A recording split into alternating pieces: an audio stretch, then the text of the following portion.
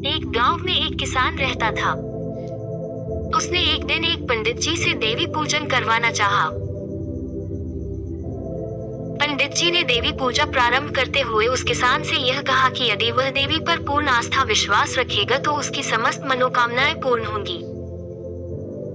इस पर किसान ने शंका उठाते हुए कहा, स्वामी जी यह तो जड़ है, यह मेरी मनोकामनाएं कैसे पूरी करेगी।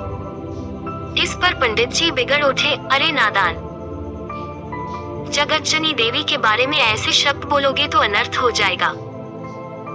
तुम तो इस पर विश्वास बनाए रखो। यह कहकर पंडित जी ने पूजा का कार्य प्रारंभ कर दिया।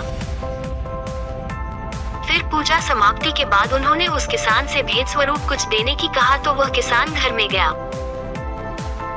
वहां से एक मिट्टी की गाय उठा लाया और पंडित जी के सामने रख दी।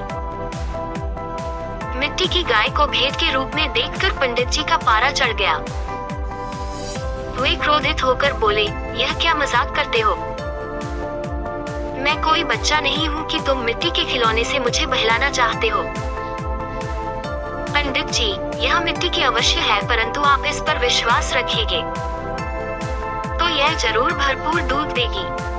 किसान ने कहा, अरे मूर्ख, विश्वास रखने क्या होगा, मैं तो क्या सारी दुनिया के पंडित भी इस पर विश्वास करें तो भी ऐसा होना संभव नहीं है। वह चतुर किसान पंडित जी के इसी उत्तर की प्रतीक्षा में था।